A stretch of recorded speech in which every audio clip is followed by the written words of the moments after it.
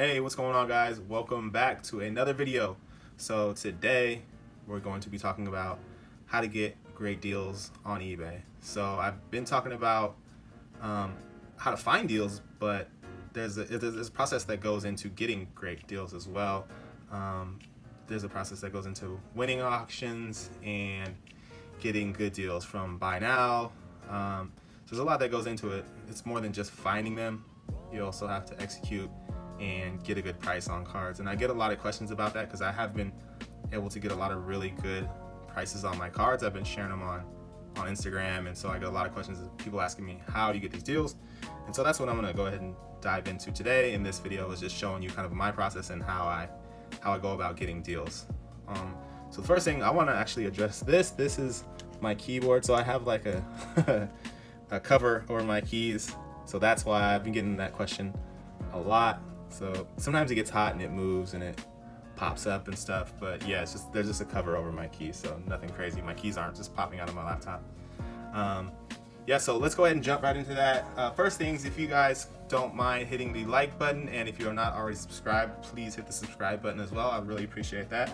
So I'm going to talk about 5 things that I think will help you get better deals on eBay right away. So the first thing is to do your homework. I think this is really important, especially for people who are newer to buying cards or newer to the eBay world or market. It's really important to do your homework before you start buying. Don't just jump right in. You really want to avoid like impulse buys and just making those rookie bonehead mistakes that we've all made. If I could go back, I would definitely change a lot of purchases that I made early on because I just didn't do my research and I didn't really understand what I was looking at, what I was buying, and I didn't really understand the market. So that's really important to do your homework. There's a lot of videos. You can watch this video, or there's a lot of other videos out there that are like this that'll help you get an idea of how to navigate this, the hobby and eBay, and avoid, there are scams out there and there are bad deals. So it's really important to do your homework to try to avoid that type of stuff. And you really don't want to lose any money on any big purchases, especially if you're jumping in and making a big purchase. Definitely study up and get as much information as you can before you make that purchase. So the next thing is to know your market. So this is part of doing your homework, is understanding the market that you're stepping into. So there's a big difference between markets on eBay. If you buy shoes or if you buy cards, there's a huge difference in the markets. And then even within the card market, there's separate markets within that. So understanding that football prices are not the same as basketball, and basketball prices are not the same as baseball. So they're all different and they all have their own kind of individual little worlds that they live in, and you really want to understand what you're getting yourself into. So if you're getting into the basketball market and you're looking to buy some basketball cards, you have to understand the difference between Prism and hoops, or optic and prism, or any other products, or graded cards and non-graded cards and raw cards. You really want to understand the difference between the dynamics within the market itself, and you want to know, like, is the market hot or is it cold? Like right now, for example, things are hot, so prices are way up. It's definitely not a buyer's market right now. It's more of a seller's market. Like, prices, I think, are a little bit inflated. So my advice would be to not to buy those super expensive high-end cards. Like, you can look at, like, even right here, you can see a Jaren Jackson Jr. PSA. I think it's a PSA 9 selling for almost $25, $24. Like that, honestly, I think that's too much. It's gonna go up to it'll probably end up at like $30 or something like that. Like, to me, that's overpaying for a card that's not going to be worth that much within the next week or 2 weeks or 3 weeks or the next month. Especially if you're someone who's looking to flip cards sooner than later, you really want to understand if the market's hot or cold, and if you're buying when things are too high. Another aspect is to also check out comps. So if you're looking at a card, so if I'm looking at this Jaren Jackson Jr., before I purchase that card, I want to check comps to see what that card sold at recently. So I don't want to be overpaying too far over the other comps that I'm seeing. because you'll see buy now options that are a little bit higher than comps, and a lot of times they're just trying to get you to overpay for a card. So don't overpay. Check your comps, because that's really, really important. So the next thing to do after you've done your homework, you know your market, it's really, really, really important to be patient. This is probably the most important thing of all. It's easy to get caught up in, especially in an auction. It's easy to get competitive and get caught up in what's going on, and you want to win, and you see a card that you like and you want to go after it. But it's really important to stay as patient as possible and understand that there are more cards out there.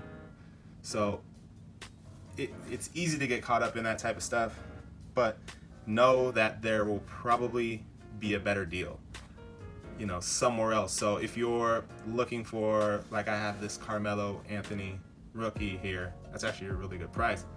But if I decided that the auction got too high, it's outside of my price range, it's easy for me to just click back out here, click search, look up Carmelo Anthony rookies, and find some more listings that I think are more friendly to my budget. So you don't have to pull the trigger on the first card that you see. Be patient, do your research, dig deep. Like, a lot of these, especially the newer cards, if you look up Donovan Mitchell Optic rookies, there's probably 30 to 40 of them listed right now. So you don't have to pull the trigger on the first one that you see, or if the auctions are getting to a point where you're not comfortable with the price, jump out of that auction, go find another one, and start another auction. Also too, it's important to understand, right now the market is crazy, so you don't have to buy right now.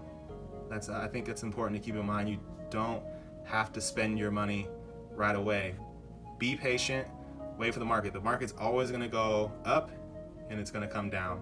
A lot of people don't think it's going to come down right now, but I personally, I think it's just a matter of time until things calm down a little bit. I think they are a little bit out of control, and I think people are starting to get priced out, which will hurt the market.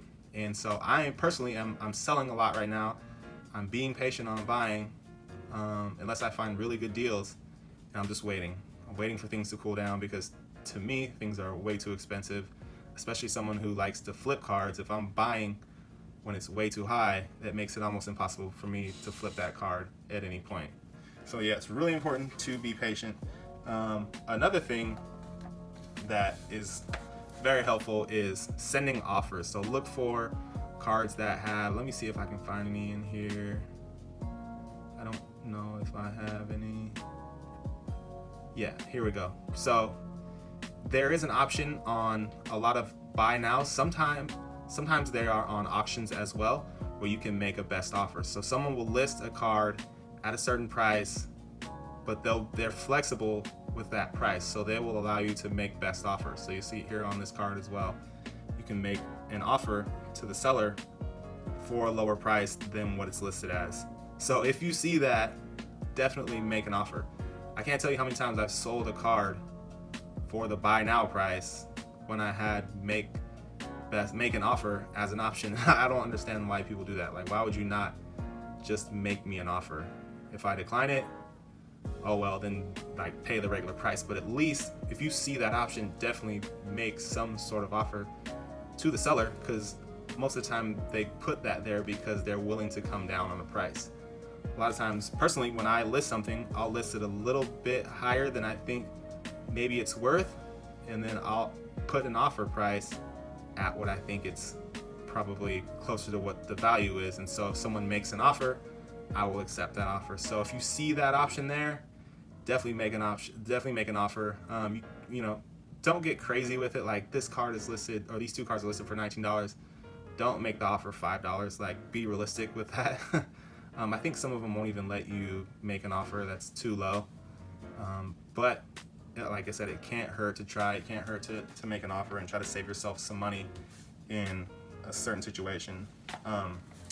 And so the last tip that I will give you that's really important is to wait to bid. So I think it's really important not to bid too early. And this is just my own personal kind of tactic. I don't bid early in an auction. So this, like, an example is this card right here, 2003-2004 Topps Carmelo Anthony rookie, BGS 9.5 gem mint. It's sitting at $5.50 right now. There's only been 2 bids so far, and there's 3 days left in this auction. So me personally, I am not going to bid until probably the last minute if I do bid on this card. I'm gonna watch this and I'm gonna sit on it and I'm gonna see what happens. The earlier you bid in an auction, honestly, most of the time all you're really doing is running up the price of the card. As a seller, I love when people bid early on my auctions, because that just, you know, runs the price up of the card. So personally, I like to wait until the end. I like to watch the auction, watch what it does, see where the price goes, and if I think it fits and it's something that makes sense for me, I'll bid at the end of an auction. One thing that works really well too is to add, so this is my watch list. So instead of bidding on cards and having them in my, you know, my bid list, my bid and offer list, I just click watch a card. So if I find a card I like, I'll click watch it, and it will add into my watching list. And so this is really helpful. That's how I organize what I'm looking for. So I keep things in my watch list, and what happens is when you do add a card into your watch list, the seller is then notified that you're watching that card, and they could potentially send you an offer, which happens a lot. And so if, you know, if there's a card that you like, you're not too sure about it, it can't hurt to just throw it in your watch list, click watching. That'll let the seller know that you're interested, and they could potentially send you an offer that is reasonable to you.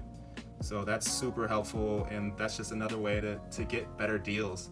Overall, I think the important thing is to just be patient and be willing to walk away. So that's what's really important, and that's what's helped me kind of keep my costs down, is I'm willing to walk away from a card if the price isn't right. So this card here, I bid on this. There's 19 hours left.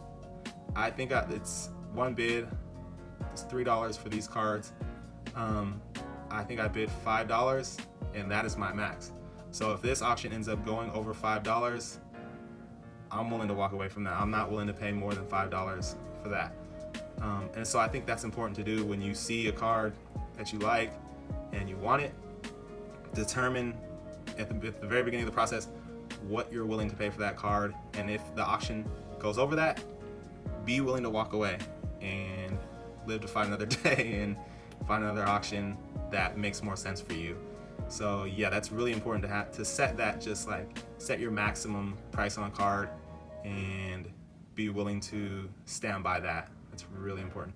So yeah, other than that, hopefully this helps you guys, you know, collect on a budget here on eBay and saves you some money, because this is information that I wish I would have known, honestly, early on in the process of buying things on eBay. And so I'm very glad to share it with you, and hopefully it helps you save some money. So thank you guys for watching. As always, please feel free to like, comment, subscribe. I appreciate all of that. And if you have any other questions, feel free to reach out to me here, or you can send me a DM on Instagram at Collecting on a Budget. So thank you, and I'll see you on the next video.